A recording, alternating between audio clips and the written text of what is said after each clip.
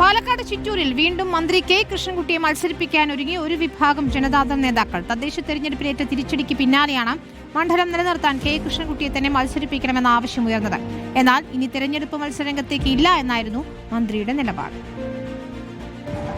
2021 Palakkad ചിറ്റൂരിൽ LDF സ്ഥാനാർത്ഥി മന്ത്രി K Krishnankutty UDF സ്ഥാനാർത്ഥി സുമേഷ് അച്യുതനെ പരാജയപ്പെടുത്തിയത് 33,000-ലധികം വോട്ടുകളുടെ ഭൂരിപക്ഷത്തിലാണ്. എന്നാൽ ഇനി മത്സര രംഗത്തേക്കില്ല, പുതുതലമുറയ്ക്ക് വഴിമാറി കൊടുക്കുന്നുവെന്നാണ് മന്ത്രി കെ കൃഷ്ണൻകുട്ടിയുടെ നിലപാട്. പക്ഷേ കെ കൃഷ്ണൻകുട്ടി മാറിയാൽ മണ്ഡലം നഷ്ടമാകുമെന്ന ആശങ്കയിലാണ് ജനതാദൾ നേതാക്കൾ. കാരണം 2025 ലോക്സഭാ തെരഞ്ഞെടുപ്പിൽ മണ്ഡലത്തിൽ UDF ഭൂരിപക്ഷം പിടിച്ചു. കാരണം 2025 ലോക്സഭാ തെരഞ്ഞെടുപ്പിൽ മണ്ഡലത്തിൽ UDFന് ഭൂരിപക്ഷമായി.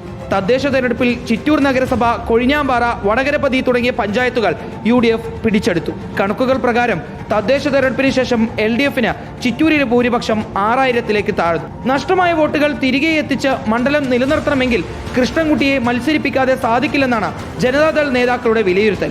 മന്ത്രിയെ അനുനയിപ്പിച്ച മത്സര രംഗത്തേക്ക് വീണ്ടും എത്തിക്കാനുള്ള നീക്കങ്ങൾ നേതാക്കൾ തുടരുകയാണ്. അതിനിടെ കൂത്തുപറമ്പ് സീറ്റിലെ സ്ഥാനാർത്ഥിത്വത്തെ ചൊല്ലി RJDയിൽ ഭിന്നത രൂക്ഷമാണ്. ഇത്തവണയും മണ്ഡലത്തിൽ മത്സരിക്കുമെന്ന് ഉറപ്പിച്ചിരിക്കുകയാണ് മോഹനൻ.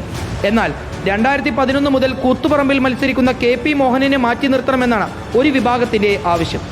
റിപ്പോർട്ടർ, പാലക്കാട്.